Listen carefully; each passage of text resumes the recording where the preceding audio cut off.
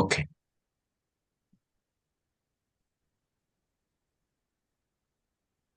ఓం శివశక్త్యా యుక్తో ఓం శివశక్త్యా యుక్తో యది భవతి శక్తః ప్రభవితుం యది భవతి శక్తః ప్రభవితుం న చేదేవం దేవో న చేదేవం దేవో న ఖలు కుశలః స్పందితుమపి న ఖలు కుశలః స్పందితుమపి అతస్త్వామారాధ్యాం అతస్త్వామారాధ్యాం హరిహర విరించాదిభిరపి హరిహర విరించాదిభిరపి ప్రణంతుం స్తోతుం వా ప్రణంతుం స్తోతుం వా కథమకృత పుణ్యః ప్రభవతి. కథమకృతపుణ్యః ప్రభవతి. ఓం సర్వ వేదాంత సిద్ధాంత గోచరం ఓం సర్వవేదాంత సిద్ధాంత గోచరం తమగోచరం తమగోచరం గోవిందం పరమానందం గోవిందం పరమానందం సద్గురుం ప్రణతోస్మ్యహం. సద్గురుం ప్రణతోస్మ్యహం.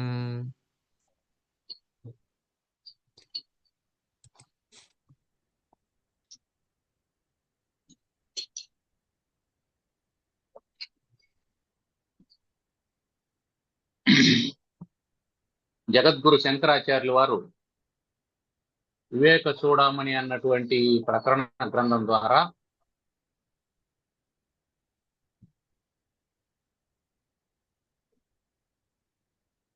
జన్మ జరా మృత్యు రహితమైనటువంటి మోక్ష స్థితిని పొందడానికి కావలసినటువంటి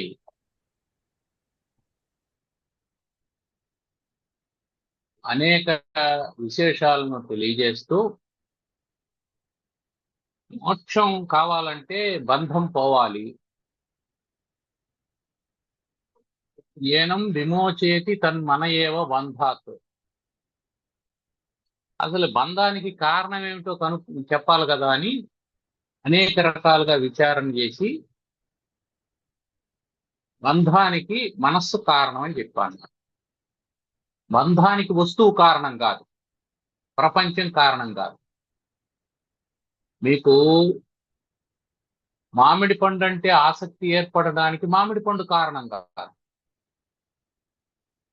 మీకు లడ్డు అంటే ఆసక్తి ఏర్పడడానికి లడ్డు కారణం కాదు. లడ్డు అక్కడ ఉంది, మామిడి పండు అక్కడ ఉంది. ఆసక్తి ఏర్పడాలనా లేదా అనేది దేని మీద ఆధారపడి ఉంటుందంటే మీ మనసు మీద ఆధారపడి ఉంటుంది. ఆ మనసు దేని ద్వారా ప్రేరణ పొందుతుంది అంటే ఇంద్రియాల ద్వారా ప్రేరణ పొందుతుంది. కన్ను చూస్తుంది, మామిడి పండు అద్భుతంగా ఉంది అని అనిపిస్తుంది. అప్పుడు అది తింటే బాగుంటుంది అనేటువంటి ఆలోచన మనసు కలుగుతుంది. మనసు ఎలాగైనా దాన్ని సంపాదించాలి అని చెప్పి అంటుంది. ఇప్పుడు బంధం దేనితో ఏర్పడిందంటే మనసుతో ఏర్పడింది. ఇక్కడ బంధానికి కారణం వస్తువు కాదు. ఆ వస్తువే లేకుండా ఉంటే బంధం ఏర్పడదు కదా అని అంటారు. వస్తువు ఉంటే కూడా బంధం ఏర్పడదు, ఎప్పుడు నీకు ఆసక్తి లేకపోతే. ఒక వస్తువు ఈ ప్రపంచంలో ఉండాలనా లేదా అనే దానికి నీకు సంబంధం లేదు. ఎందుకు? అది ఈశ్వర సృష్టి. అది ఉండాలనా వద్దా అనేది నువ్వు కాదు నిర్ణయించాల్సింది. మామిడి పండు ఉండాలనా వద్దా అనేది నిర్ణయించేది నువ్వు కాదు. మామిడి పండు తినాలనా వద్దా అనేది నిర్ణయించేది మాత్రం నువ్వే. కాబట్టి వస్తువులు వాటి స్థితిలో అవి ఉంటాయి, నువ్వు ఉన్నట్టే, నీ శరీరం ఉన్నట్టే. వాటితో బంధం నీ మనసు ఏర్పాటు చేసుకుంటుంది. అందుకని ఏం చెప్తున్నాడంటే, విషవత్ అత్ర వైరస్యం సువిధాయ. బంధం ఏర్పడాలి అంటే విషవత్, ఆ వస్తువులన్నింటినీ కూడా, విషయాలన్నింటినీ విషవత్, విషంలాగా భావించాలి. అక్కడ లడ్డు ఉంది కాబట్టి నీకు తిందామని అనిపించింది. అక్కడ విషం ఉంటే తాగదామని అనిపిస్తుందా నీకు? నువ్వు వస్తువు లేకపోతే నాకు బంధం ఉండదని అంటున్నావు. వస్తువు ఉంది కాబట్టి బంధం అంటున్నావు. ఇప్పుడు వస్తువు ఉంది, అక్కడ విషం ఉంది, బంధం ఏర్పాటు చేసుకో చూద్దాం. ఏర్పాటు కాదు. అంటే వస్తువు మీద నీకు ఆసక్తి పుట్టినప్పుడే, దానివల్ల సుఖం ఉందనేటువంటి భ్రాంతి నీకు కలిగినప్పుడే ఇవన్నీ బంధం ఏర్పాటు అవుతుంది తప్ప, నీకు ఆ భ్రాంతి కలగకపోతే బంధం ఏర్పాటు కాదు. అందుకని ఏం చెప్తున్నాడంటే, ఒక సాధనను మనకు పరిచయం చేస్తున్నాడు శంకరాచార్యుల వారు. ఒక సాధన పరిచయం చేస్తున్నారు. ఏ వస్తువు అయినా సరే అది విషము. లడ్డైనా విషమే, మామిడి పండైనా విషమే. ఈ బంధం దేంతో ఏర్పడుతుందో దాన్ని చూడాల్సినటువంటి దృష్టి ఏమిటి? అది విషమని చూడాలి. ఎప్పుడైతే దాన్ని విషంగా చూస్తావో అప్పుడు నీకు వైరస్యం ఏర్పడుతుంది, విరక్తి కలుగుతుంది. ఎప్పుడు విరక్తి కలుగుతుందో అప్పుడు నీకు బంధం ఏర్పడదు. ఏనం తన్మన ఏవ బంధాత్ విమోచేతి. ఈ సాధన వల్ల బంధం నుంచి విడుదల పొందుతావు, సులభంగా చెప్పేశాడు. కాబట్టి ప్రతి దాంట్లోనూ విషాన్ని చూడడం చాలా కష్టమైనటువంటి విషయం. నాకు ఈ చొక్కా అంటే ఇష్టం, నాకు ఈ టిఫిన్ అంటే ఇష్టం, నాకు ఈ ప్రదేశం అంటే ఇష్టం, నాకు మా ఇల్లు అంటే ఇష్టం, నాకు మా ఆవిడంటే ఇష్టం, నాకు నా బిడ్డలంటే ఇష్టం. ప్రతి ఇష్టము ఏమవుతుంది? నీకు బంధం అవుతుంది. ప్రతిదీ బంధం అవుతుంది. అన్నీ వదిలేసినటువంటి జడభరతునికి లేడి పిల్ల బంధమైంది, ఓ జింక పిల్ల. కాబట్టి బంధం ఇది దీనివల్ల ఏర్పడుతుంది, దీనివల్ల ఏర్పడదు అనేమి లేదు. నీ మనసు ఎంత విచిత్రమైందంటే, నీకు చాలా చిన్న విషయం మీద కూడా ఆసక్తిని కలిగించి నీకు బంధాన్ని ఏర్పాటు చేస్తుంది, దుఃఖాన్ని కలిగిస్తుంది. చాలా చిన్న విషయం ఉంటుంది, చాలా చిన్న విషయం ఉంటుంది. ఇప్పుడు ఇద్దరు పిల్లోళ్ళు ఉంటారు, వాళ్ళు బడికి పోతా అంటారు. ఆ బడికి పోయేటప్పుడు వాళ్ళ అమ్మ ఏం చేస్తుందంటే బలపం ఇస్తుంది. అన్నకు తమ్ముడికి ఇచ్చినటువంటి ఆ బలపాలను ఒకరొకరు చూసుకొని ఎవడి బలపం పొడవుగా ఉందో చూసుకుంటాడు వాడు. వెంటనే వాడేమంటాడు, అన్నకు పొడవుగా ఉండే బలపం ఇచ్చినావు, నాకు పొట్టిగా ఉండే బలపం ఇచ్చినావు అని అంటాడు. వాడు ఏడవడానికి అది కారణం. వాడు సాయంకాలానికి ఈ మొత్తం బలపంతో రాసేయడు, వాడి పర్పస్ సర్వ్ అవుతుంది. వానికి బలపం ఉంది, వాడు రాసుకోవచ్చు. కానీ అది ఎంత పొడవు ఉంది అనే దాని మీద, ఇది అనవసరమైనటువంటి విషయం మీద వాడి మనసు రాద్ధాంతం చేసి వాడిని చేసేటట్లు చేసి, అప్పుడు వాళ్ళ అమ్మ ఏం చెప్తుంది వాళ్ళ అన్నతో, ఒరేయ్ వాడు ఏడస్తాడు, వాడికి ఆ పొడుగ్గా ఉండేది ఇచ్చేసి నువ్వు ఆ పొట్టిగా ఉండేది తీసుకోరా అంటే నేను ఇవ్వను అంటాడు వాడు. ఇప్పుడు ఇద్దరికి 4 దెబ్బలు పడతాయి. ప్రశాంతంగా బడికి పోవాల్సినటువంటి పిల్లలు ఏడుస్తూ బడికి పోతారు. బలపం లేదని ఏడుస్తాండారా, పలక లేదని ఏడుస్తాండారా, టిఫన్ లేదని ఏడుస్తాండారా, ఉన్నదానితోనే ఏడుస్తాండారు.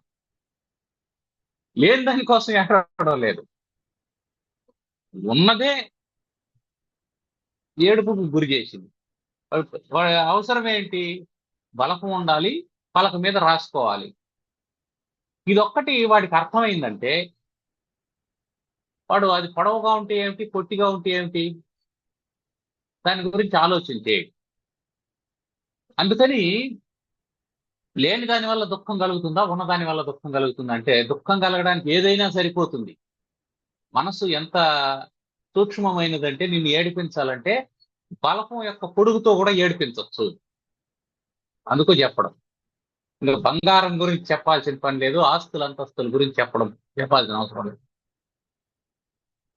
అరడుగు వాడు మీ గెనువుని తొవ్వేసినాడంటే, అరడుగే, 6 అడుగులు కూడా కాదు, వాడు పడుకుండే అంత కూడా కాదు. అరడుగు దవ్వుతాడు అంతే. దీనికి గొడవ జరుగుతుంది, తలకాయలు పగల కొట్టుకుంటారు, పోలీస్ స్టేషన్కి పోతారు, కేసులు పెట్టుకుంటారు. ఇద్దరు కూర్చొని మాట్లాడుకొని, ఒరే నీది ఎక్కడికుంటే అక్కడి వరకు నువ్వు ఉండు, నాది ఎక్కడికుంటే అక్కడ ఉంటాను, ఒక సర్వే చేసుకున్నాం, ఎక్కడి వరకు ఎవరిది ఉందో అని తెలుస్తుంది అని అంటే అయిపోయే దానికోసం తలలు బగలు కొట్టుకొని, డబ్బులు ఖర్చు పెట్టుకొని, లాయర్లు పెట్టుకొని, పోలీసుల్ని పెట్టుకొని, ఇంత బంధానికి, ఇంత దుఃఖానికి కారణం అవుతుంది అరడుగు. అంటే మనస్సు నిన్ను దుఃఖ పెట్టాలి అని అంటే దానికి పెద్ద కారణాలు అవసరం లేదు, పెద్ద కారణాలు అవసరం లేదు. లేనటువంటి స్వప్నం ద్వారా కూడా నిన్ను దుఃఖ పెడుతుంది. స్వప్నంలో నీకు కావలసినటువంటి వాళ్ళు ఎవరో చనిపోయినట్టు చూపిస్తుంది. నీ పక్కనే పడుకోనున్నటువంటి భార్యో పిల్లలో ఎవరో ఒకరు యాక్సిడెంట్ లో చనిపోయినట్టు చూపిస్తుంది. ఒక్కోసారి నువ్వే చనిపోయినట్టు చూపిస్తుంది. విచిత్రమైనటువంటిది అది. నువ్వు ఏడుస్తూ మేల్కొంటావు, ఏడుస్తూ మేల్కొంటావు. ఏడుస్తాడు పక్క నుండే ఆవిడ లేచి, ఏమండి ఏడుస్తున్నారని అంటుంది. నువ్వు చనిపోయినావు అని చెప్పంటే మళ్ళీ ఎందుకు వచ్చిన గొడవ, మళ్ళీ నిజంగానే ఏడవలసి వస్తుంది. ఆమె ఏదో అంటది, నువ్వు నన్ను సావాలని కోరుకుంటాడు కాబట్టి నీ కల్లో కూడా అదే వచ్చిందని ఆమె మొదలు పెడతాడు. మళ్ళీ మళ్ళీ ఇది కొత్త ఏడిపోతుంది. అందుకని ఏమీ లేదు, నేనే చచ్చిపోయినట్టు కల వచ్చిందంటే అప్పుడు మళ్ళీ ఆమె ఏడవడం మొదలు పెడతది, మీరు పోతే మాకెట్టండి అని.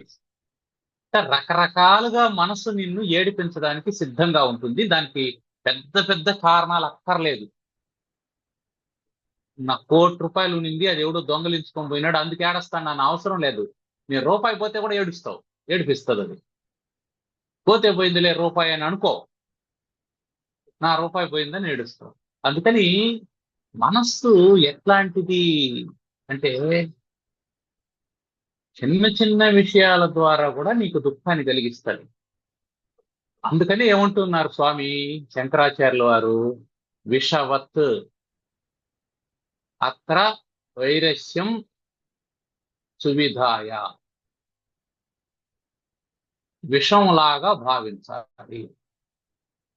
అప్పుడే నీ మనస్సు దాని నుంచి విముక్తిని పొందుతుంది అని చెప్పి తర్వాత శ్లోకం, తస్మాన్ మనః కారణమస్య జంతోః తస్మాన్మనః కారణమస్య జంతోః బంధస్య మోక్షస్య చ వా విధానే బంధస్య మోక్షస్య చ వా విధానే బంధస్య హేతుః మలినం రజోగుణైః బంధస్య హేతుః మలినం రజోగుణైః మోక్షస్య శుద్ధం విరజస్తమస్కం. మోక్షస్య శుద్ధం విరజస్తమస్కం. తస్మాత్ దేర్ఫోర్ మనః, మనస్సు, అస్య జంతోః బంధస్య వా మోక్షస్య విధానే కారణం. తస్మాత్ దేర్ఫోర్ అంటే మనస్సు యొక్క ఆగడాలన్నీ చెప్పిన తర్వాత, కాబట్టి మనస్సే జంతోః జీవులన్నింటికీ కూడా బంధస్య బంధానికి గాని వా లేదా మోక్షస్య మోక్షానికి గాని, అంటే బంధాన్ని గాని మోక్షాన్ని గాని విధానే కల్పించడానికి కారణం, అది కారణమవుతూ ఉంది. అంటే బంధము మోక్షం అని చెప్పి అంటూ ఉన్నాడు అంటే అర్థం ఏంటంటే దుఃఖము ఆనందం అని అర్థం. మనకు రెండే ఉండేది ప్రపంచంలో, ఒకటి దుఃఖము ఆనందం. ఇవే క్రైటీరియా కూడా మనకు. వాడు సుఖంగా బ్రతుకుతాడా దుఃఖంతో బ్రతుకుతాడా, ఇంతే క్రైటీరియా, ఇంకేం లేదు ప్రపంచంలో. వాడు డబ్బు సంపాదించాడు దేనికి, సుఖంగా ఉన్నాడా దుఃఖంగా ఉన్నాడా.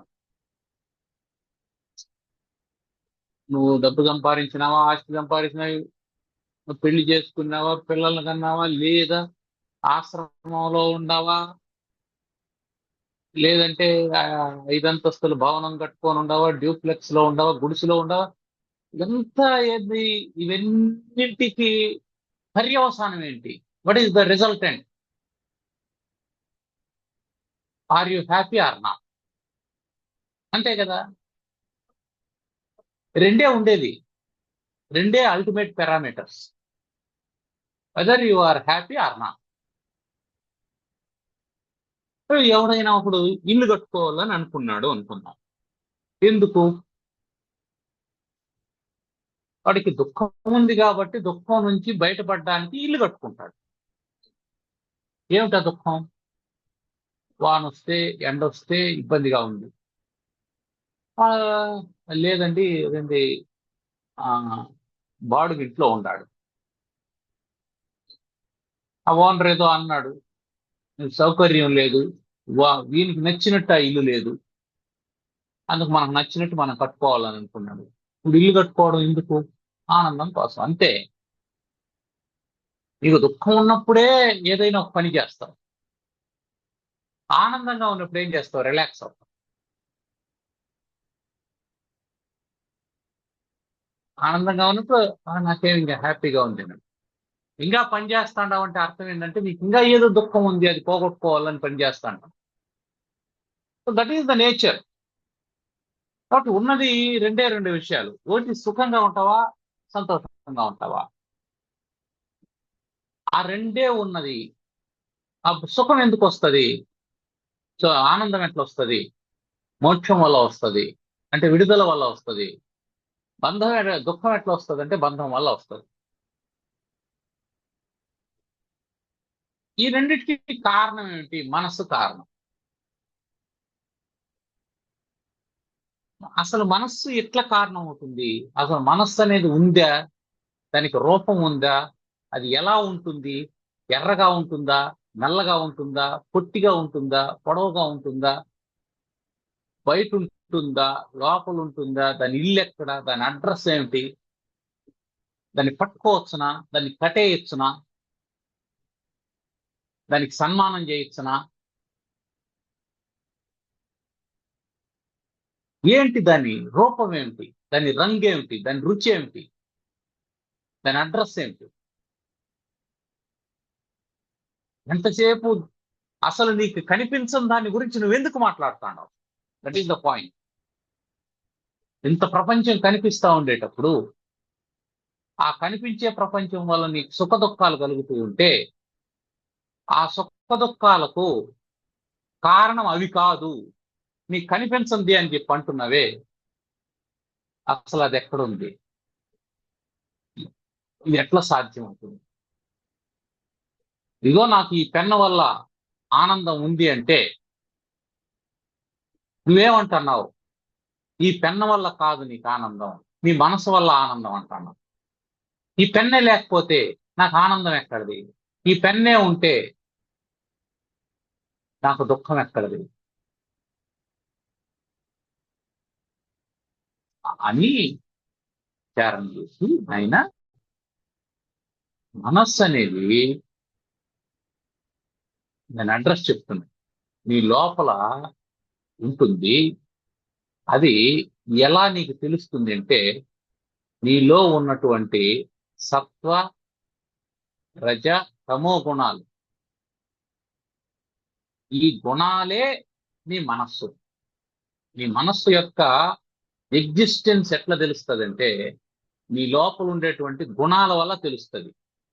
ఆ గుణం ఏం చేస్తుంది? నిన్ను ప్రవర్తించేటట్టు చేస్తుంది. అంటే నీ మనస్సు 3 రకాలుగా ఉంది. ఒకటి సత్వగుణంతో కూడి ఉంది,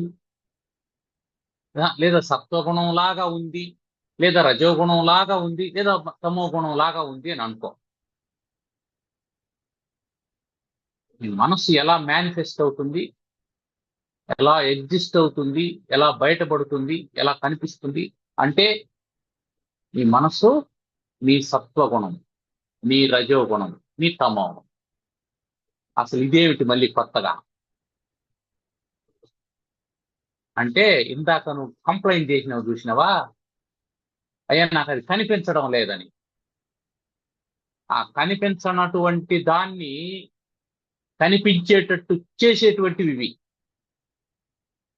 నీ మనసు ఎలా నీకు కనిపిస్తుంది అంటే నీ యాటిట్యూడ్, నీ బిహేవియర్, నీ వర్క్, అది నీ మనసు. అంతే కదా. ఆ బంధస్య హేతు మలినం రజోగుణై. రజోగుణం వల్ల మలినమైనటువంటి మనస్సు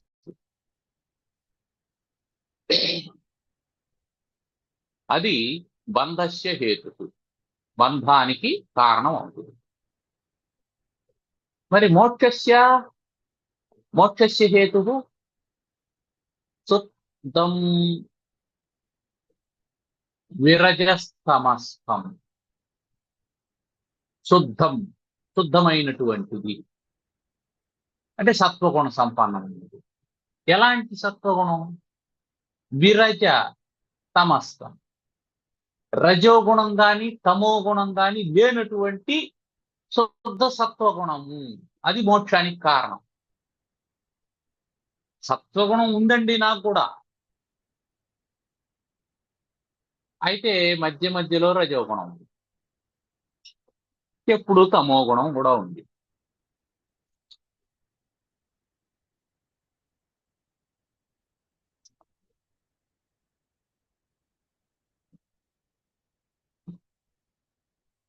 ఏమిటి తమో గుణం?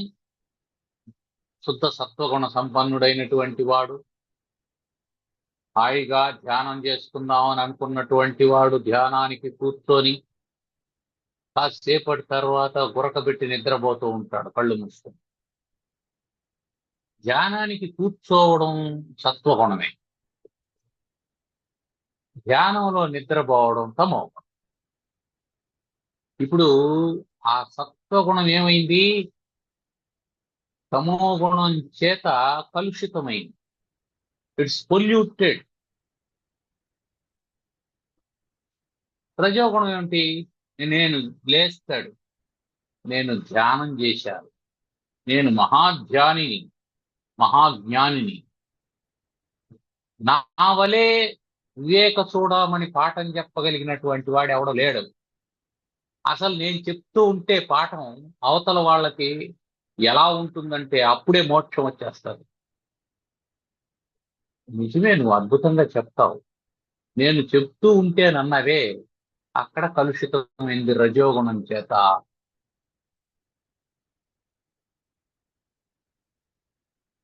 కావచ్చు నువ్వు చెబితే అవతల వాళ్ళకి మనసు ప్రశాంతత కలిగి మోక్షం కూడా రావచ్చు, కానీ నీకు మాత్రం రాదు. కారణం ఏమిటంటే నేను చెప్తే అవతల వాళ్ళకు వస్తుందని చెప్పేటువంటి రజోగుణం నీలో ఉంది కనుక. అందుకని విరజస్తమస్కం శుద్ధం, శుద్ధమైనటువంటిది. ఇక్కడ సత్వగుణం అనే మాట వాడలేదు, శుద్ధం విరజస్తమస్కం అని. శుద్ధం అంటే ఏది? మనస్సు. శుద్ధం మనః, శుద్ధమైనటువంటి మనస్సు. ఎలా ఉండాలి అది? రజోగుణం లేనటువంటి, తమో గుణం లేనటువంటిది అన్న. ఇంకేముంటది అక్కడ? సత్వగుణం ఉంటుంది. అయితే ఆ సత్వగుణం ఎట్లాంటిది? రజోగుణంతో కానీ తమో గుణంతో కానీ కూడనటువంటి సత్వగుణం ఉంటే అది మోక్షస్య కారణం, మోక్షానికి కారణం ఉంటుంది. అంటే ఇక్కడ ఏం చెప్తున్నాడు? మనస్సు వల్ల కష్టం కలుగుతుంది, ఏ మనస్సు అయితే మనల్ని కష్టపెడుతుందో అదే సుఖపెడుతుంది. ఏది బొమ్మో దాంట్లోనే బొరుసు కూడా ఉంది, నువ్వు అటువైపు చూడాలంతే. ఇటువైపు గోడ ఉంది, ఇటువైపు నుంచి చూసావంటే నీకు ఏవి కనిపించదు, అటువైపు పోయావంటే గోడ కవతలు చూసావంటే సమస్తము కనిపిస్తుంది.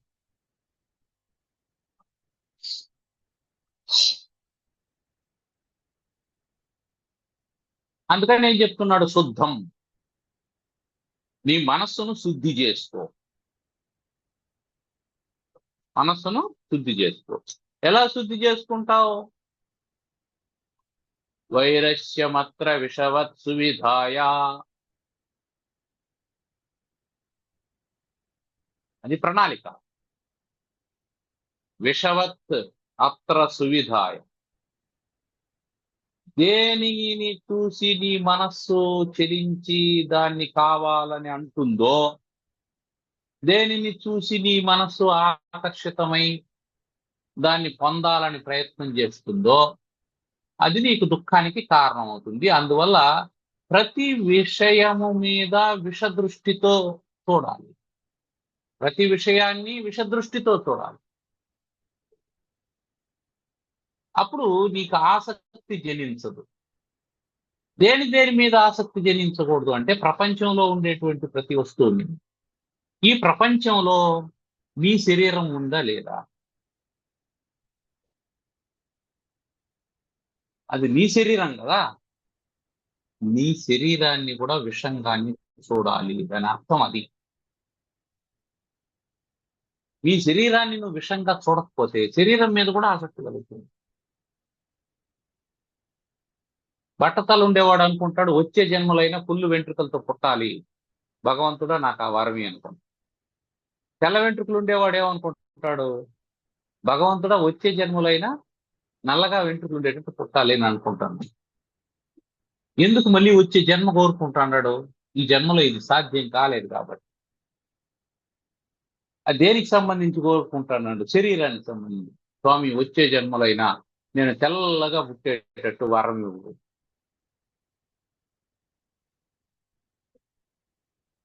నీ రంగుతో ఏం పని? నీ శరీరం యొక్క ఆకృతితో ఏం పని? పొట్టిగా ఉంటే ఏమిటి, పొడవుగా ఉంటే ఏమిటి, తెల్లగా ఉంటే ఏమిటి, నల్లగా ఉంటే ఏమిటి, నువ్వు స్త్రీ అయితే ఏమిటి, పురుషుడైతే ఏమిటి, నువ్వు క్షత్రియుడైతే ఏమిటి, వైశ్యుడైతే ఏమిటి,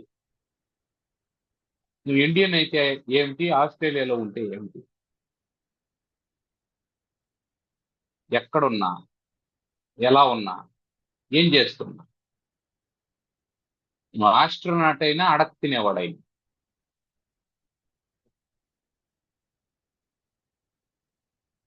the attachment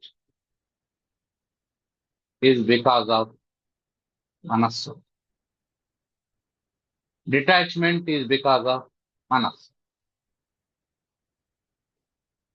ఈ బంధానికి మోక్షానికి కారణం మనస్సే అవుతుంది. నువ్వు ఎక్కడన్నా ఏది నీకు బంధం కాదు, ఏది నీకు ఆనందాన్ని ఇవ్వదు.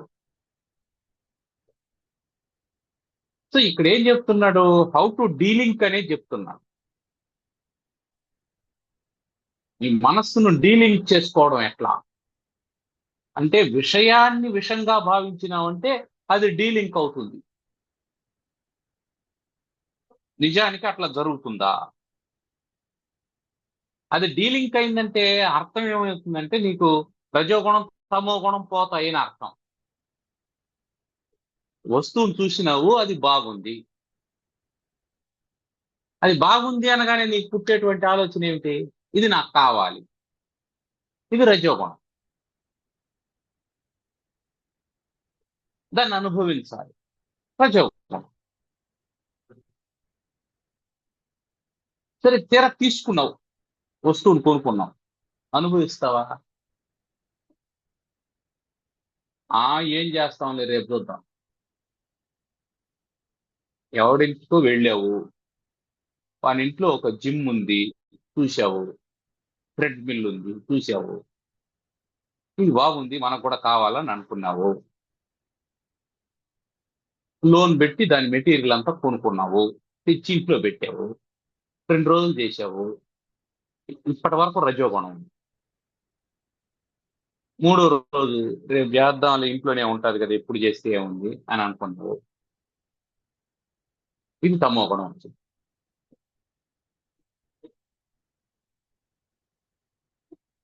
ఈ 2 నీకు దుఃఖాన్ని ఇచ్చేటువంటివే. ఇప్పుడు కొలెస్ట్రాల్ పెరిగిందని అనుకున్నాం. ఇంట్లో థ్రెడ్ మిల్ ఉండి కొలెస్ట్రాల్ పెరిగింది అంటే, ఇంట్లో థ్రెడ్ మిల్ లేకుండా కొలెస్ట్రాల్ పెరిగింది అంటే ఆలోచించండి. ఇంట్లో థ్రెడ్ మిల్ కూడా ఉండి కొలెస్ట్రాల్ పెరిగిందంటే బాధ ఎక్కువ అవుతుంది. తెచ్చిపెట్టుకొని కూడా చేయలేకపోయామేంటి. లేదనుకో అప్పుడేమవుతుంది, ఉంటే చేసి ఉంటాం కదా అని అనిపిస్తుంది. నువ్వు తెచ్చిపెట్టి లాభం లేదు, తేక లాభం లేదు, రెండింటి వల్ల దుఃఖమే. అందుకని వైరస్య మాత్ర నీకు విరక్తి ఉండాలి. దేని పట్ల విరక్తి ఉండాలి బాబు? థ్రెడ్ మిల్ మీద మాత్రమే కాదు, శరీరం మీద కూడా ఉండాలి. అందుకని చెప్తున్నాడు, శరీరం కూడా ఈ ప్రపంచంలో ఒక వస్తువే. దాని మీద వ్యామోహం ఉన్నా కూడా నీకు మోక్షం రాదు. అందుకని బంధస్య హేతు మలినం రజోగుణై. రజోగుణంతో కూడుకున్నటువంటి మనస్సు బంధానికి కారణమవుతుంది. రజోగుణ తమో గుణాలు లేకుండా శుద్ధంగా ఉండేటువంటి మనస్సు మోక్షానికి కారణం. అంటే ఏం అర్థం ఇక్కడ? You have to clean your మనస్సును నువ్వు శుభ్రం చేసుకోవడమే సాధన, అసలైనటువంటి సాధన. నీ మనస్సు శుభ్రం చేసుకో, అది నీకు సాధనగా పరిణమిస్తుంది అని చెప్పి ఎలా శుద్ధం చేసుకోవాలి. ఇప్పుడు ప్రాబ్లం ఎక్కడుందో తెలిసిపోయింది. ఆ ప్రాబ్లాన్ని ఎలా పోగొట్టుకోవాలని చెప్తూ ఉన్నాడు. తర్వాత వివేక వైరాగ్య గుణాతిరేకాత్ వివేక వైరాగ్య గుణాతిరేకాః శుద్ధత్వమాసాద్య శుద్ధత్వమాసాద్య మనో విముక్త్యై మనో విముక్త్యై భవత్యతో బుద్ధిమతో ముముక్షః భవత్యతో బుద్ధిమతో ముముక్షః భవత్యతో బుద్ధిమత ముముక్షో భవత్యతో బుద్ధిమతః ముముక్షో ముముక్షో తాభ్యాం దృఢాభ్యాం తాభ్యాం దృఢాభ్యాం భవితవ్యమగ్రే. భవితవ్యమగ్రే. ముముక్షోహో, ఈ మోక్షేచ్ఛ కలిగినటువంటి వాళ్ళు, శాస్త్రానికి అర్హుడు.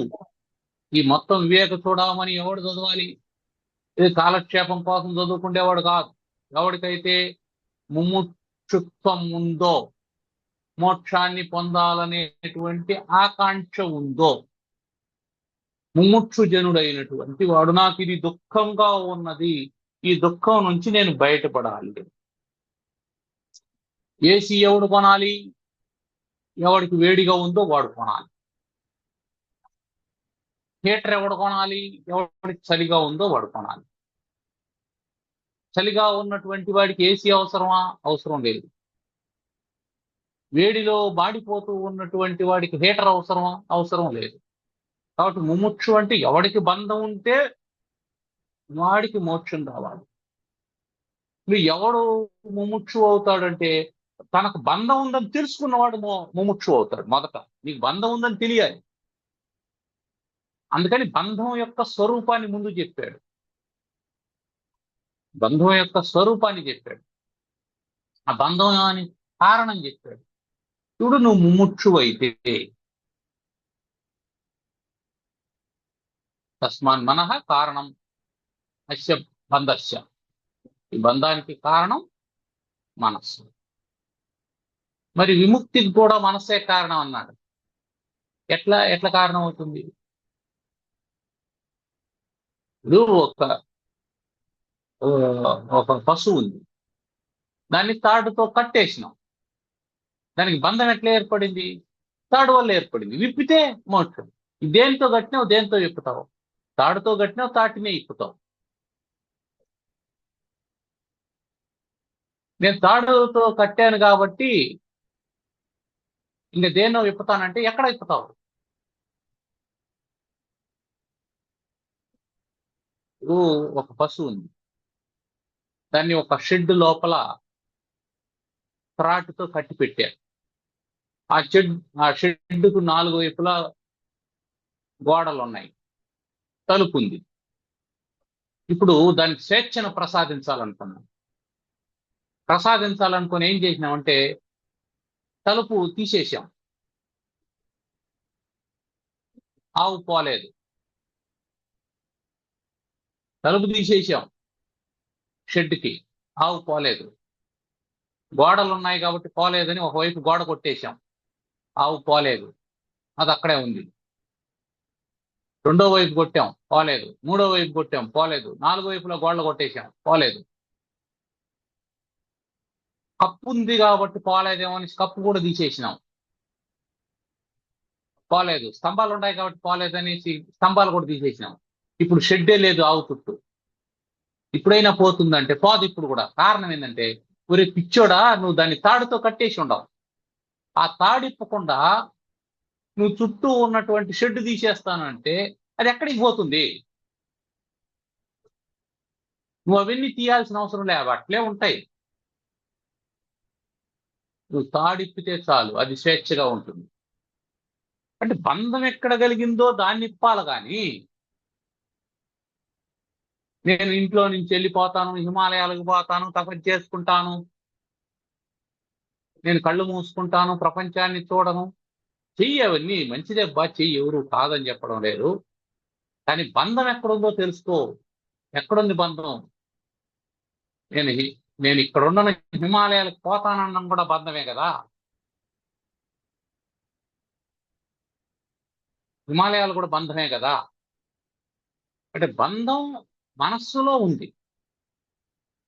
మనస్సుని మాలిమి చేసుకొని మనస్సును అదుపులో పెట్టుకోవడం వల్ల, మనస్సును శుభ్రం చేయడం వల్ల, విరజస్తమస్కం, దాంట్లో నుంచి రజోగుణాన్ని తమో గుణాన్ని తీసేయడం వల్ల అప్పుడు నువ్వు ముముక్షువు అవుతావు, మోక్షాన్ని పొందడానికి అర్హుడు అవుతావు. ఇప్పుడు ఈ ముముక్షోహో, మోక్షేచ్ఛగలిగినటువంటి బుద్ధిమంతుడైనటువంటి వాడు, మోక్షం కావాలనే బుద్ధి కలిగిన వాడు, ఆలోచన కలిగిన వాడు కాదు. ఆ బుద్ధి అనేటువంటిది చాలా ప్రధానమైనటువంటి పదం అక్కడ. ఎందుకంటే బుద్ధి అంటే నిశ్చయాత్మకమైనటువంటిది. నీకు నిశ్చయాత్మకంగా మోక్షం కావాలని అనిపించాలా. కాసేపు మోక్షం కావాలనిపించి కాసేపు లోక వ్యవహారం నడపాలని అనుకునేటువంటి వాడు మనసుతో పనిచేస్తాడు, బుద్ధితో పనిచేయడం లేదు. బుద్ధితో పనిచేసేవాడికి మోక్షం కావాలి కానీ మనసుతో పనిచేసేవాడికి కాదు. ఎందుకు? మనసు మళ్ళీ ఏమవుతుంది? నిన్ను బంధానికి కారణం అవుతుంది. అందుకని నువ్వు నిశ్చయించుకున్నటువంటి వాడై ఉండాలి. నాకు మోక్షం ఖచ్చితంగా కావాలి అనే నిశ్చయాత్మకమైనటువంటి సంకల్పం ఉంటే అప్పుడు బుద్ధిమంతుడు. అందుకని మోక్షేచ్ఛగలిగినటువంటి బుద్ధిమంతుడు వాడికి వివేక వైరాగ్య గుణ అతిరేకాత్తు. అతిరేకం అంటే ఎక్కువ, ఆధిక్యం అని అర్థం. ఏవేవి? 2 గుణాలు. ఒకటి వివేకం, రెండవది వైరాగ్యం. వివేకం ఏమిటి? మనస్సు వల్ల బంధం ఏర్పడుతుందనేది వివేకం. వైరాగ్యం ఏమిటి? ప్రపంచం పట్ల విషవత్తు వైరస్యం. 2 చెప్పారు పైన. ఈ ప్రపంచంలో ఉండేటువంటి వస్తువులన్నీ విషములు అనేటువంటి వైరాగ్యం. వివేకం ఏమిటి? మనస్సు వల్ల బంధం ఏర్పడింది అనేటువంటి వైరాగ్యం, వివేకం. అందుకని ఈ వివేక వైరాగ్యాలు అనేటువంటి గుణాల యొక్క అతిరేకాత్తు, వాటి యొక్క ఆధిక్యం ఉండాల, వాటి డామినేషన్ ఉండాల. వాటి డామినేషన్ లేకుండా అవి తెలిసి ఉండి, అది నాకు తెలుసండి, మనసు వల్ల బంధం కలుగుతుందని తెలుసు, కానీ నాకు ఈ పెన్ను కావాలి, ఆ, నువ్వు నీకు తెలిసి ఏం ప్రయోజనం ఇది కావాలనుకుంటున్నావు అంటే. ఇప్పుడు వైరాగ్యం ఏమిటి? ఇది విషం, విషంతో సమానం. దీనివల్ల నాకు బంధం ఏర్పడుతుంది, దీన్ని నేను కొంటాను, రేపు ఇది పగిలిపోతుంది, నాకు దుఃఖం కలుగుతుంది, దీనికి ఇది ఏదో డ్యామేజ్ జరుగుతుంది, నాకు దుఃఖం కలుగుతుంది, సో ఇది నాకు అక్కర్లేదు. వైరాగ్యం. ఈ వివేకం వైరాగ్యం యొక్క అతిరేకాత్ ఇవి ఎక్కువ కావాలి. అందరికీ ఉంటది వివేకం, అందరికీ వైరాగ్యం కూడా ఉంటది. వైరాగ్యం లేనటువంటి వాడు, వివేకం లేనటువంటి వాడు లేదు. ప్రతి ఒక్కడికి శ్మశాన వైరాగ్యము, ప్రసూతి వైరాగ్యము, పురాణ వైరాగ్యం ఏదో ఒకటి ఉంటుంది, ఏదో ఒకటి ఉంటుంది. రామాయణం వినేటప్పుడు ఏమనిపిస్తుంది? బా రాముడు లాంటి వాడికి కష్టాలు తప్పలేదు, మనం అంతా ఎంత అనిపిస్తుంది. ఎంతసేపు? ప్రవచన మండపంలో ఉన్నంతసేపు. బయట వస్తే రావణాసురుని కంటే తీవ్రంగా విజృంభిస్తాడు. కాబట్టి వాడికి వివేకం లేదా అంటే ఉంది, వైరాగ్యం లేదా అంటే ఉంది, కానీ వాటి యొక్క అతిరేకత లేదు, వాటి యొక్క ఆధిక్యత లేదు, వాటి డామినేషన్ లేదు. వాటిని ఇంకేదో డామినేట్ చేస్తూ ఉంది. అవివేకం వివేకాన్ని, ఆసక్తి వైరాగ్యాన్ని డామినేట్ చేస్తూ ఉంటాయి. ఇక్కడ స్వామి ఏం చెప్తున్నారంటే, నాయన బుద్ధిమంతుడైనటువంటి వాడికి, మోక్షం కావాలనే బుద్ధి కలిగినటువంటి వాడికి వివేక వైరాగ్యాల యొక్క ఆధిక్యత ఉండాలి. ఎప్పుడైతే ఆ ఆధిక్యత పెరుగుతూ వస్తుందో, మెల్లమెల్లగా మెల్లమెల్లగా వివేకం వైరాగ్యం పెరుగుతూ వస్తుందో, అప్పుడేమవుతుంది? మనః శుద్ధత్వం ఆసాద్య, మనస్సు శుద్ధత్వం ఆసాద్య, శుద్ధిని పొందుతుంది. కాబట్టి మనస్సు శుద్ధి కావాలంటే ఎట్లా? విరజస్తమస్కం అని పైన చెప్పారు కదా, విరజస్తమస్కం శుద్ధం అని. రజోగుణం తమో గుణం లేనటువంటి శుద్ధమైనటువంటి మనస్సు అని చెప్పన్నారు. ఆ మనస్సుకు శుద్ధం కావాలంటే ఏం చేయాలా? వివేకాన్ని వైరాగ్యాన్ని మెల్లమెల్లగా పెంచుకుంటా రావాలా, డోస్ పెంచుతా రావాలా. అది పెరుగుతూ వస్తే ఇది తగ్గిపోతాం, అది పెరుగుతూ వస్తే ఇది తగ్గిపోతాం. నీళ్లు ఉన్నాయి, ఆ నీళ్లలో చక్కెర వేసాం. అబ్బా మరీ తీపి ఎక్కువగా ఉందండి అని చెప్పాను. ఇప్పుడు ఏం చేస్తాం? నీళ్లు పోస్తా వస్తాం, ఇంకొన్ని నీళ్లు పోసాం. ఇప్పుడు 2 టేబుల్ స్పూన్ల చక్కెర వేసి 1 గ్లాసు నీళ్లు పోసింది. ఇప్పుడు దీంట్లో ఏం చేస్తామంటే,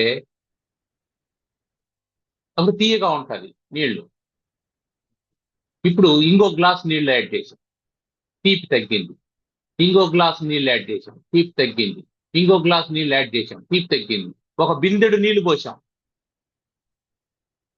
ఏమంటావు నువ్వు? తీపే లేదు అంటావు. Is it true? Is it true? దాంట్లో 2 స్పూన్లు చక్కెర వేసాం కదా, ఉండాలి కదా అది. ఉంది కానీ తెలియలేదు. కారణం ఏమిటంటే వివేక వైరాగ్య గుణ అతిరేకాత్తు, దాని యొక్క ఆధిక్యం వల్ల. దేని ఆధిక్యాన్ని పెంచాం? నీటి యొక్క ఆధిక్యాన్ని పెంచాం.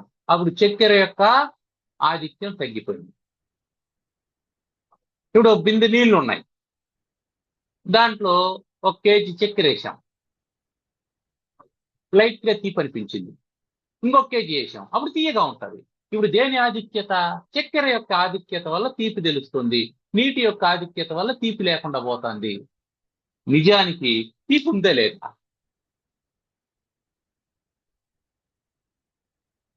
బాబు తీపి ఎప్పుడు ఉంది. It is that. నువ్వు నీటిని పెంచినవా, తీపి తెలియదు. తీపిని పెంచావా, నీళ్లు తెలియదు. అంటే తేడా. దేన్ని పెంచాలి? వివేక వైరాగ్యాన్ని పెంచుకోవాలి. అందువల్ల శుద్ధత్వం ఆసాధ్య, శుద్ధత్వాన్ని పొందుతుంది. శుద్ధిగా అయిపోతుంది అని చెప్పలేదు. That is the secret.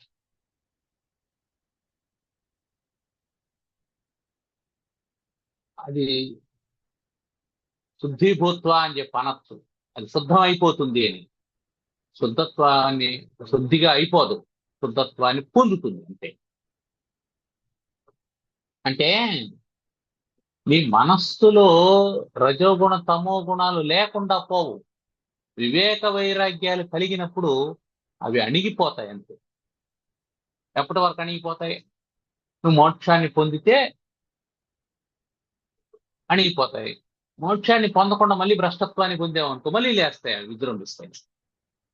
అవి సిద్ధంగా ఉంటాయి. 10,000 సంవత్సరాలు తపస్సు చేశాడు విశ్వామిత్రుడు, మేనకొచ్చింది. 10,000 సంవత్సరాలు సాధన చేసినటువంటి వాడికి మనస్సు ఎంత శుద్ధమై ఉండాలి? అంత శుద్ధమైపోయినటువంటి మనసులో మళ్ళీ రజోగుణం ఎక్కడి నుంచి వచ్చింది అంటే అది పోదు, ఉంటుంది అని అర్థం. చక్కెర ఉంది, 2 స్పూన్ల చక్కెర బిందె నీళ్లలో ఉంది, దానికి ఇంకొంచెం సపోర్ట్ వచ్చిందా అప్పుడు అది విజృంభిస్తుంది. భూమి లోపల విత్తనం ఉంటుంది, మౌనంగా ఉంటుంది, నిద్రపోతా ఉంటుంది.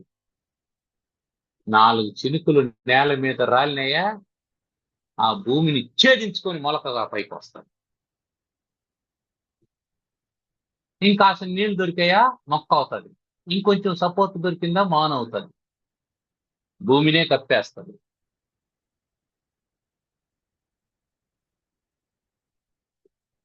రజోగుణం తమో గుణం కూడా అంతే.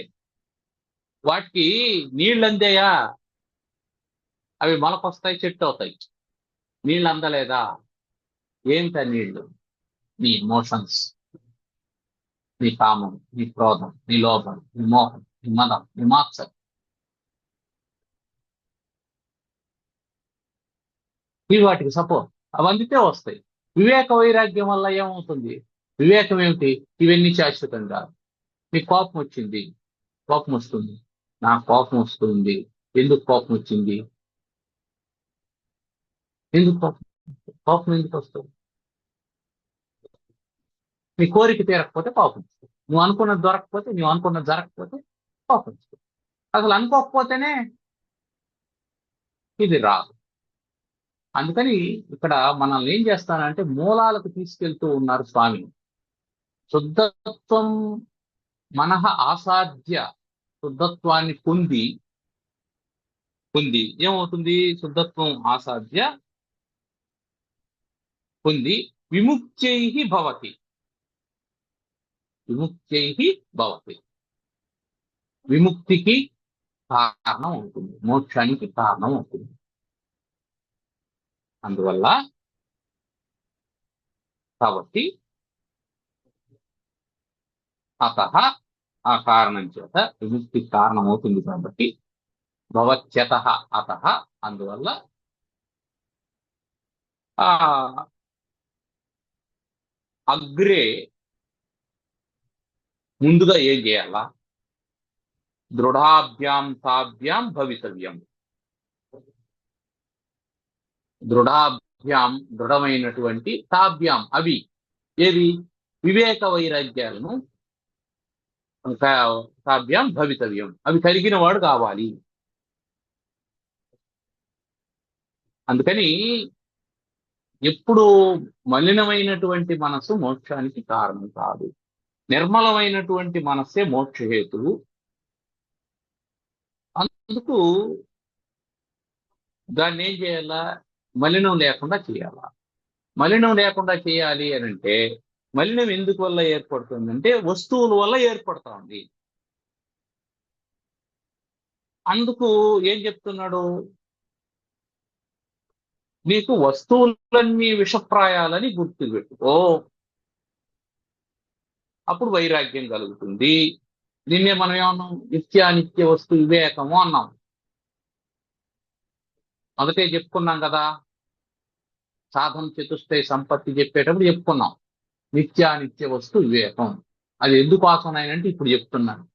అది లేకపోతే, నిత్యానిత్య వస్తు వివేకం లేకపోతే వైరాగ్యం కలగదు. అందువల్ల వివేకం ఉండాలా. వివేకం అంటే నిత్యానిత్య వస్తు వివేకం. విరాగం అంటే వైరాగ్యం అంటే రెండోది ఇహామూత్రార్థ ఫలభోగ విరాగం. ఈ లోకంలో గాని పరలోకంలో గాని భోగాలు కావాలనేటువంటి కోరిక ఉండకూడదు. ఈ రెండు ప్రధానమైనటువంటివి. ఇవి ఎప్పుడైతే సాధన చతుష్టయ సంపత్తిని అగ్రే ముందుగానే దృఢం చేసుకుంటాడో, సాధన చతుష్టయ సంపత్తిని ఎవడైతే దృఢం చేసుకుంటాడో వాడి యొక్క మనస్సు ఏమవుతుంది? మనః శుద్ధత్వం ఆసాధ్య విముక్తై భవతి. ఆ మనస్సు శుద్ధత్వాన్ని పొంది మోక్షానికి కారణం అవుతుంది. అందువల్ల ఇప్పటి వరకు దుఃఖానికి కారణమైనటువంటి మనస్సు మోక్షానికి కారణం కావాలంటే వివేక వైరాగ్యాన్ని పొంది వాటిని అతిరేకాత్తు, వాటిని ఆధిక్యం లేక తీసుకురావాలి, వాటిని పెంపొందించాలి, వాటిని మెజారిటీలోకి తీసుకురావాలి. అవి మైనారిటీలో ఉన్నంత కాలం నీ దుఃఖం మెజారిటీలో ఉంటుంది. అవి మెజారిటీలోకి వస్తే నీ దుఃఖం మైనారిటీలోకి వస్తుంది. సో దేన్ని పెంచుతావు, దేన్ని తగ్గిస్తావు అనేటువంటిదే వివేకం, అసలైనటువంటి వివేకం అని చెప్తూ ఉన్నారు. ఏమైనా ప్రశ్నలు ఉన్నాయా ఇందులో? ఇప్పుడు బంధం మోక్షం అనేది ద్వంద్వాలు కదా. ఆసక్తి విరక్తి అనేది కూడా ద్వంద్వమే. మనం ద్వంద్వాతీతానికి ఎలా కదా మనం పోవాల్సింది. ఈ అవును, బంధం మోక్షం కాడనే ఉంటే అది కూడా ద్వంద్వం అవును, లెక్క వస్తుంది. అవును. ద్వంద్వాతీతుడు ఎప్పుడు అవుతావు అంటే మోక్షాన్ని పొందినప్పుడు అవుతావు. నీకు అది మోక్షం అని ఎప్పుడు తెలుస్తుంది? బంధం ఉన్నప్పుడు తెలుస్తుంది. సాపేక్షత, రిలేటివిటీ. ఇది బంధం అని ఎప్పుడు తెలుస్తుంది? అది మోక్షం అన్నప్పుడు తెలుస్తుంది. ఇది దుఃఖం అని ఎప్పుడు తెలుస్తుంది? అది సుఖం అన్నప్పుడు తెలుస్తుంది. నువ్వు మోక్షాన్ని పొందిన తర్వాత మళ్ళీ బంధం గురించినటువంటి ఆలోచన ఉండదు కాబట్టి అది మోక్షం అని కూడా నీకు తెలియదు. ఇది మోక్షం అని కూడా నీకు తెలియదు. అప్పుడు నువ్వు ద్వంద్వాతీతుడు అయిపోతావు. నువ్వు ఏది కోల్పోయావో దానికోసం వెతుకుతూ ఉన్నప్పుడు నేను వీటి కోల్పోయాను, వీటి నేను కోల్పోయాను అనేటువంటి భావన ఉంటుంది. అది పొందిన తర్వాత ఇంక వెతికేది ఏముంది? కాబట్టి ద్వంద్వాతీతుడు అంటే మోక్షాన్ని పొందినటువంటి వాడే ద్వంద్వాతీతుడు. ద్వంద్వాతీత స్థితి అంటే దానికి కాలంలో నిలబడాలి. దానికి ఏంటంటే ఇప్పుడు దానికి సాధన ఏమిటి? మోక్షం, బంధము మోక్షం అనేటువంటి ద్వంద్వం కంటే ముందర చాలా ద్వంద్వాలు ఉన్నాయి. లౌకికమైనటువంటి జీవితంలో ఉండే ద్వంద్వాలు ఉన్నాయి. ఏది? జయాపజయాలు, మానావమానాలు, కష్ట సుఖాలు, శీతోష్ణాలు, ఇవన్నీ లౌకిక జీవితంలో ఉండేటువంటి ద్వంద్వాలు. శత్రువులు, ముందు శత్రువులు, మిత్రులు, వీటన్నింటినీ అధిగమిస్తూ వస్తే, వీటిని అధిగమించడం అంటే ఎట్లా సాధ్యం అవుతుంది చెప్పు? ఈ ద్వంద్వాలు ఎందుకు ఏర్పడ్డాయి? రజోగుణ తమో గుణాల వల్ల ఏర్పడ్డాయి. అందుకని ఏం చెప్పాడు? విరజస్తమస్కం అనేటువంటి మాట అందుకే చెప్పిన. లౌకికమైనటువంటి ద్వంద్వాలన్నీ అక్కడ వదిలేస్తావు, వదిలేసి వివేక వైరాగ్యాలను పెంపొందించుకుంటాం. ఎప్పుడైతే వివేక వైరాగ్యాలు వచ్చినాయో అప్పుడు కష్ట సుఖాలు లేవు, శత్రుమిత్రులు లేవు, సుఖ దుఃఖాలు లేవు, శీతోష్ణాలు లేవు. ఇప్పుడు ఒకటే అవుతుంది, బంధం మోక్షం, ఇవే ఉన్నాయి.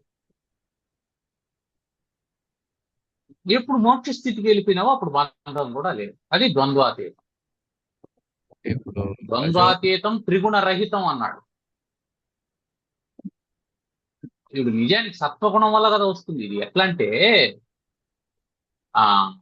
నీకు మున్రామిరెడ్డి ఇల్లు చూపించు అని చెప్పి నేను ఒక ఆయన అడిగితే అతను నాతో కూడా వస్తాడు, ఇల్లు చూపించేసి ఆయన వెళ్ళిపోతాడు, మళ్ళీ ఆయనతో పని లేదు నాకు. అంటే సత్వం సంజాయితే జ్ఞానం అంటే సత్వగుణం వల్ల జ్ఞానం కలుగుతుంది అంటే అర్థం ఏంటి? ఆ సత్వగుణం నీ జ్ఞానాన్ని కలుగజేసి మోక్షాన్ని ఇచ్చేసి అది కూడా పోతుంది. అది కూడా పోయిన తర్వాత ఇంక అప్పుడు ఎవరు ఉండారు? నువ్వు ముండ్రామిరెడ్డి ఇల్లు చూపించు అన్నప్పుడు మురళి ఒకడున్నాడు, ఇల్లు చూపించేవాడు ఒకడున్నాడు. అది ద్వంద్వం. ఇల్లు చూసేసిన తర్వాత చూపించేవాడు వెళ్ళిపోయినాడు. ఇప్పుడు ఇల్లు చూస్తా ఉండేవాడు కూడా లేడు, వాడు ఇంట్లోకి వెళ్ళిపోయినాడు. ఇప్పుడు ఆడ ఇద్దరు ఎవరు ఉంటారు? ఇద్దరు లేరు. మొదట ఇల్లు కనిపించినంత వరకు ఇద్దరు ఉండాలి, చూపించేవాడు చూసేవాడు. ఇల్లు చూపించిన తర్వాత కూడా ఇద్దరు ఉండాలి, చూసేవాడు ఇల్లు. ఇంటి లోపలికి వెళ్ళిపోయిన తర్వాత అక్కడ చూసేవాడు ఎవడు ఉన్నాడు? అనుభవించేవాడు ఉన్నాడు.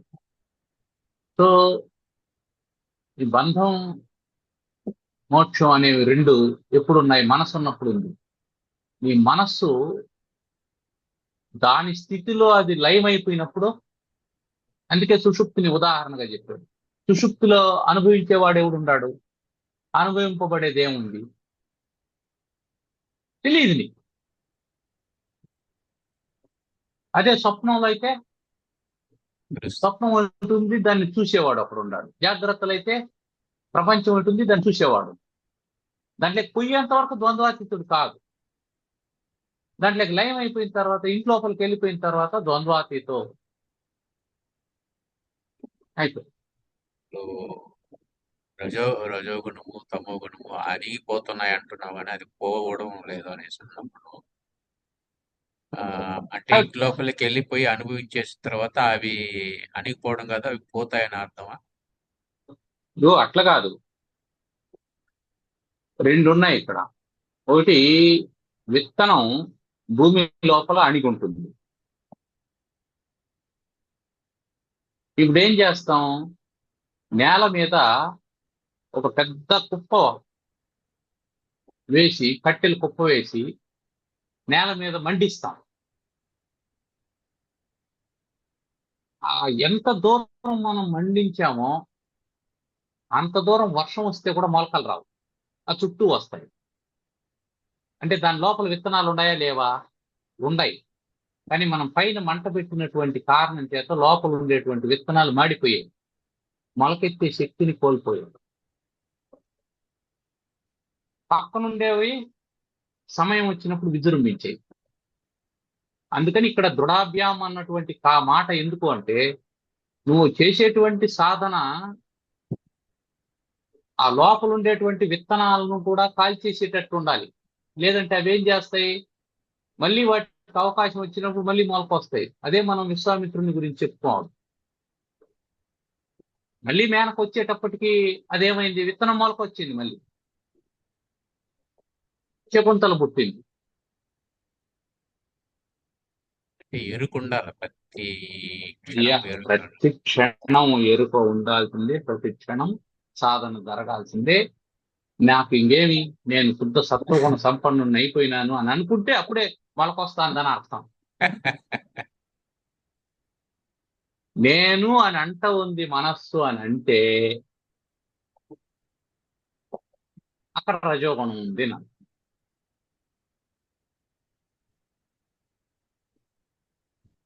సరే, కంక్లూడ్ చేద్దాం. ఇంకేమన్నా? ఓం సర్వమంగళమాంగళ్యే శివే సర్వార్థ సాధికే శరణ్యే త్ర్యంబకే గౌరీ నారాయణి నమోస్తుతే. ఓం స్వస్తి ప్రజాభ్యః పరిపాలయంతాం న్యాయేన మార్గేణ మహీం మహీషాః.